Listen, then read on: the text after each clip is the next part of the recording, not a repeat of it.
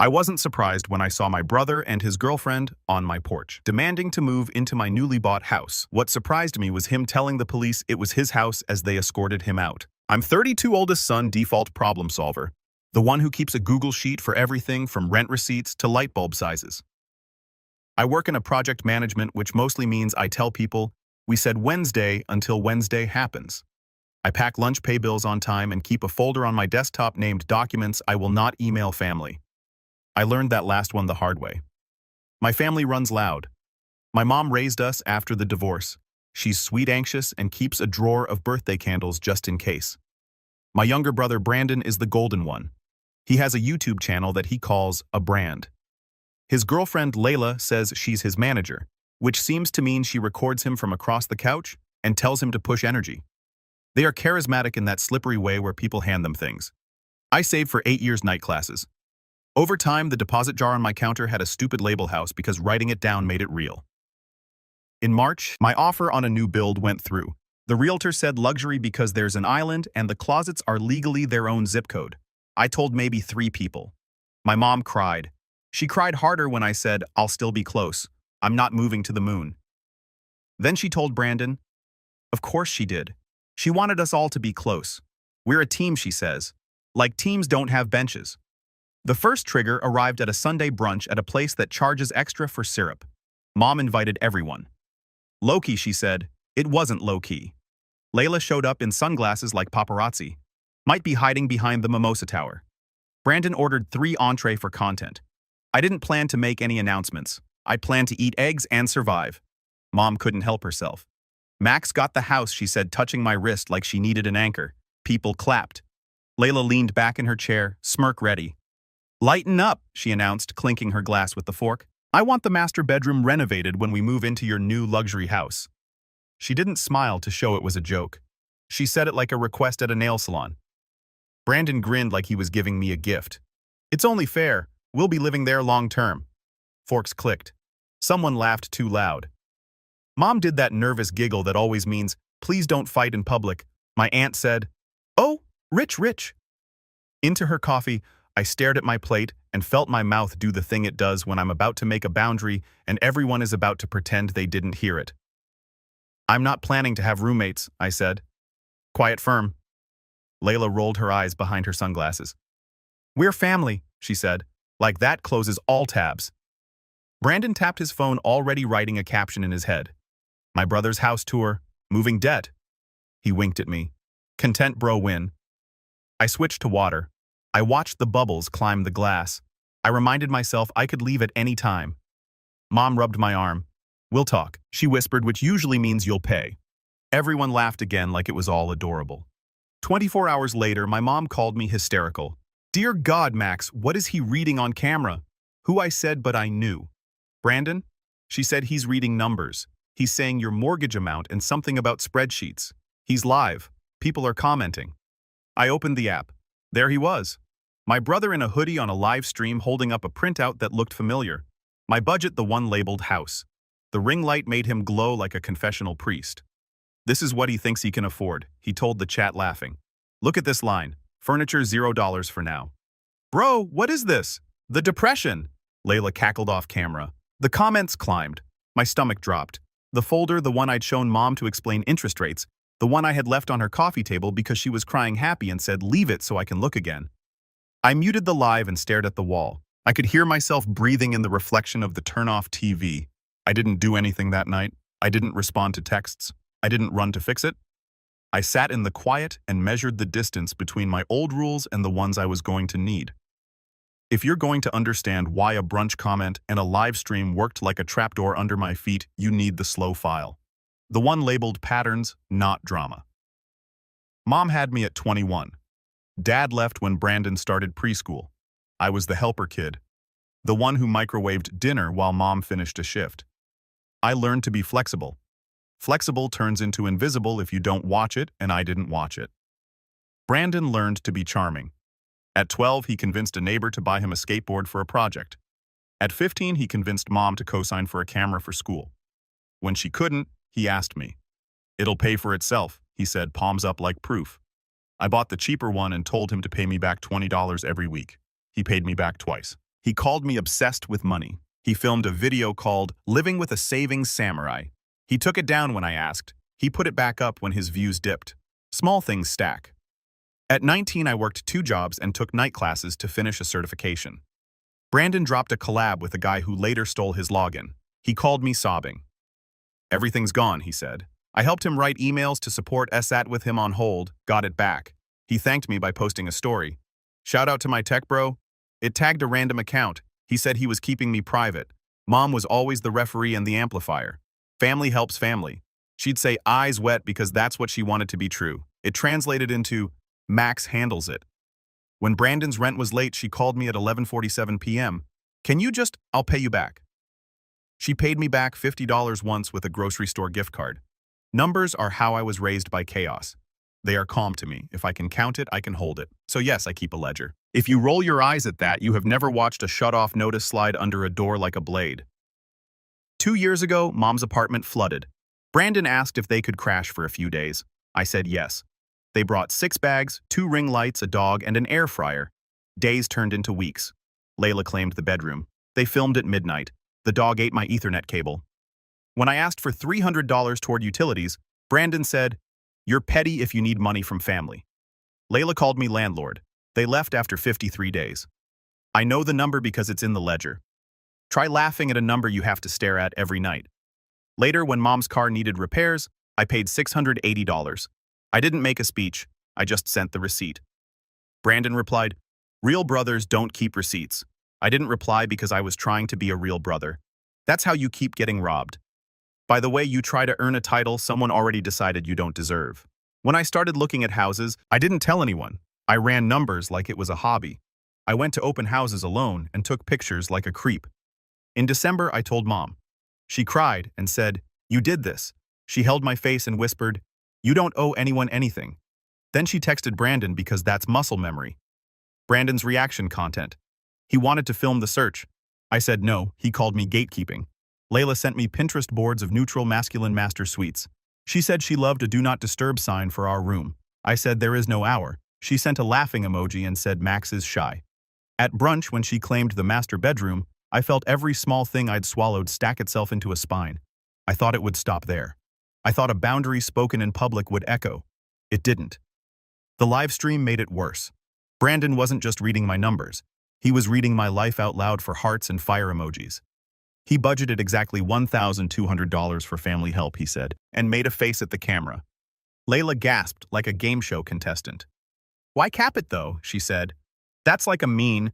He circled closing costs with a highlighter and said, "He thinks this is necessary. I'll just call the realtor and say, 'I'm family.'" The chat flooded with ideas. Make a prank where you move in without asking. We need a 24/7 house cam. Unbox his fridge. I wasn't embarrassed. I was cold. That's the best word. The kind of cold where your fingers don't work and you can't tell if you're holding something. Mom called. I told him to delete it. She said he blocked me from the live. "Okay," I said. "What are you going to do?" She asked the old code for how will you stop the world from being messy again. "Think." I said sleep. I slept badly. When I woke up, my phone had 27 notifications. 3 were nice. 24 were strangers telling me to share because he's your bro. 1 was Layla. "Lighten up. You're making people weird by being weird." At lunch, Brandon texted, "Don't be mad. It's just content. Also, we need to talk about rooms. Our lease ends next month and moving in with you would save us like $2,000. Win-win." I called him. "Take the video down." I said, "It's already up." He said, "You can't delete live." That's the point. It's authentic. You can unlist the replay. I said, "Or apologize. Apologize for what you're buying a luxury house while your family hustles." "I hustled too," I said. He sighed like I was missing the vibe. "You have main character energy. Let us ride." And Layla wants to meet with an interior designer tomorrow to talk about the master. She's thinking terraza.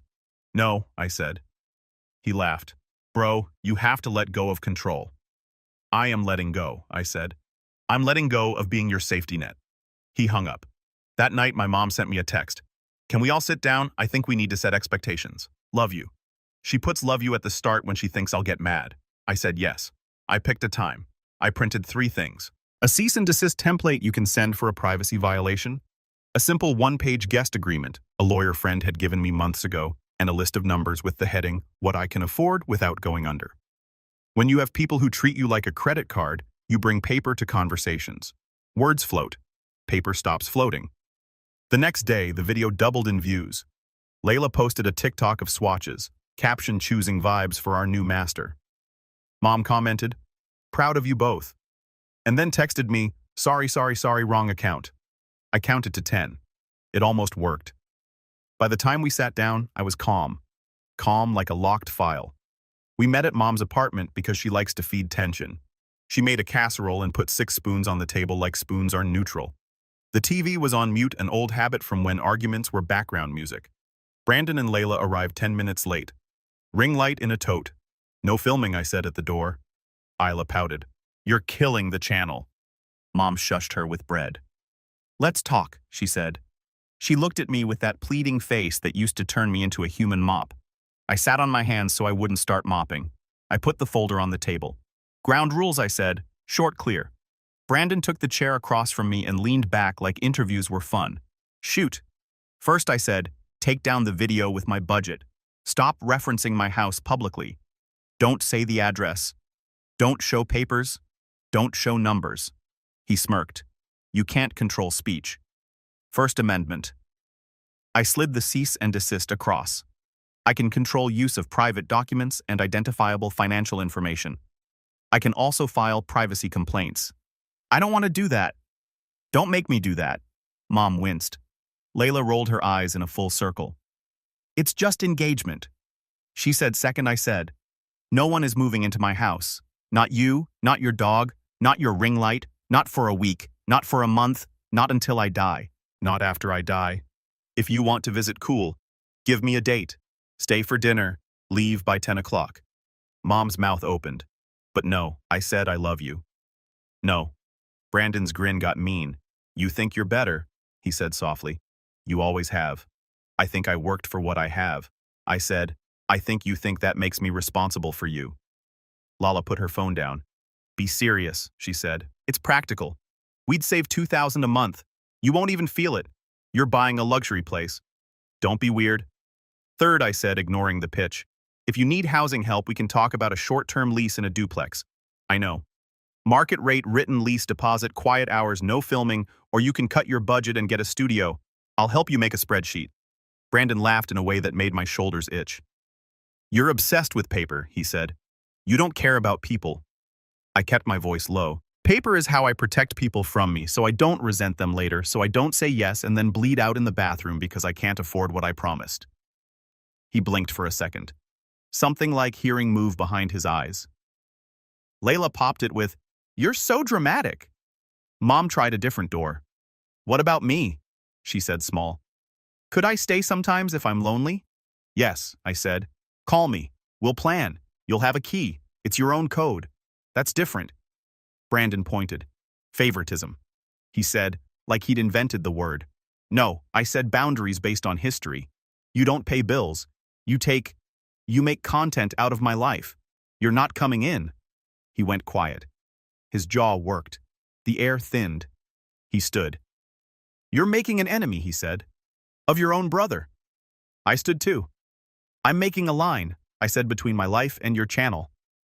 Lala scoffed. "Okay, dictator." She said, "What else?" Fourth, I said, sliding the one-page guest agreement across the table to Mom only. "Anyone who stays signs one of these. It says things like 2 nights max and no recording devices, and if you break it, you fix it. It's not a trap. It's a map." Mom touched the paper like it might bite. "This is so official," she whispered. "I am official," I said, "with my life." Brandon knocked the folder with the back of his hand. The papers fanned. "You're disgusting," he said.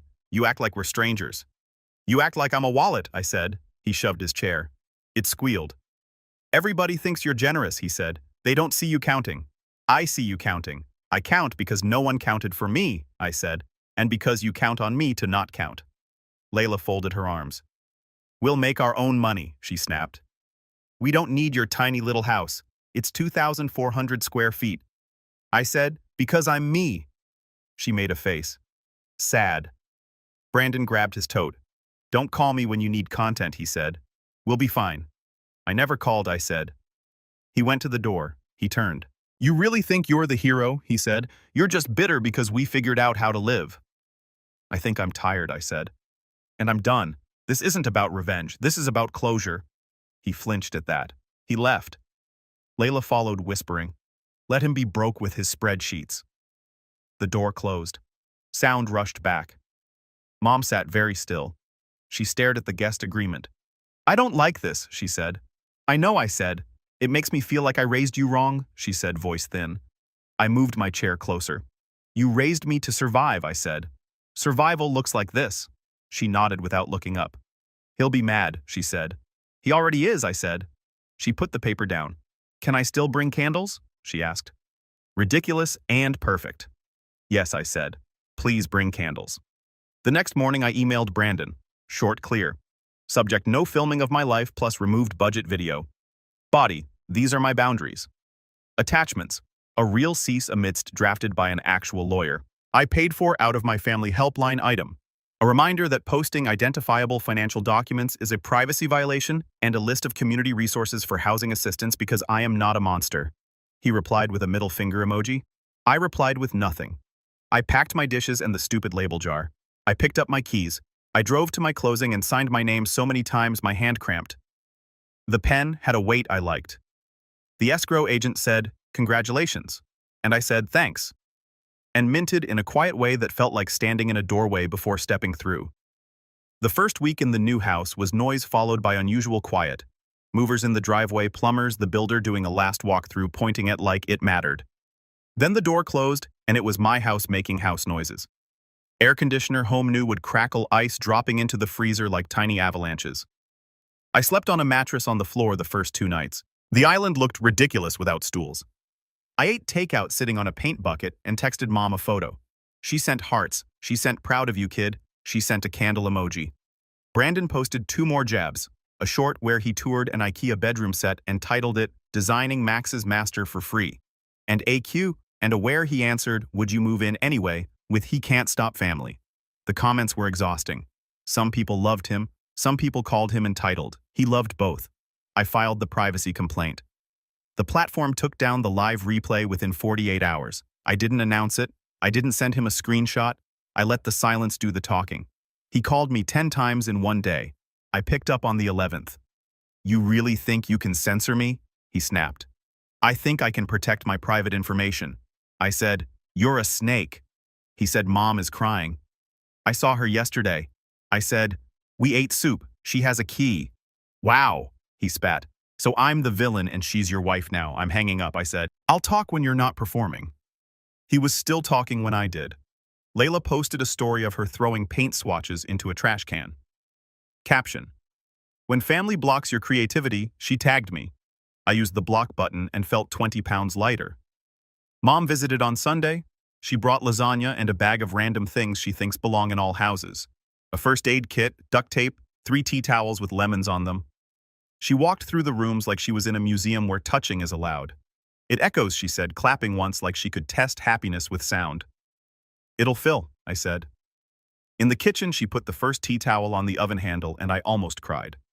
Not because of a towel, because something soft could exist in a place I paid for without debt to anyone else's mood.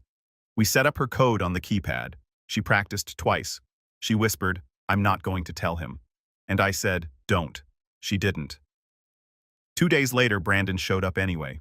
He banged on the door. He filmed himself banging on the door. The Ring camera caught him performing. He shouted, open up, landlord, like a punchline. I didn't open. I texted, not a good time? No filming. He posted the clip with clown music. I sent him one message. If you trespass again, I will call the police. He replied, do it. I did not. I did, however, send my lawyer a note. She drafted a formal letter. No contact without text confirmation. No showing up uninvited. No filming my property. She sent it certified. I paid the invoice and put it in the folder. Work stayed boring blessedly. People asked about the house. I said, it's good, and showed a picture of the faucet, which is safe. My boss said, you look less clenched. And I laughed because that's exactly the right word. At night, I built furniture with an Allen key like it was penance. I found a rhythm. Box's instructions: screw to. Laugh when I did it backward. Unscrew. Try again. No one asked me for money. No one told me I was selfish. I slept. One afternoon, Mom called and said, "He's saying he'll sue you for emotional rent." I said, "That's not a thing." She said he knows inside. She's learning to let his noise be his noise. On day 12, Brandon texted, "We can do at least short term. We'll be respectful. It'll be good content." JK, Mom promised you'd say yes. I typed and deleted 3 versions of no. I landed on, "I wish you well. I am not your housing plan. If you need resources, ask." He sent wow and then nothing else. My house got couches. My house got a rug. My house got a dent in the hallway where I misjudged a turn, and I didn't care because the dent meant a life was happening here. Sometimes late I scroll. I see Brandon pivoting his channel. He's doing pranks on himself now. He bought a fog machine and set off his smoke alarm. People still watch. He'll be fine or he won't. That's not my rent to pay. If there's a moral, it's boring. Count. Write it down, say it out loud, and let people be mad. The old me would have chased Brandon across the internet, arguing in comments, crafting a statement, apologizing for tone. The new me bought a broom-swept sawdust and made pasta. The old me would have let family win as a word over actions. The new me picked actions. Here's what I won't do anymore. I won't let anyone call me petty for keeping receipts. I won't let anyone say lighten up when what they mean is make yourself small so we can stand on you. I won't hand out keys to people who use rooms as sets. I won't apologize for a locked door in a house I pay for. Here's what I will do.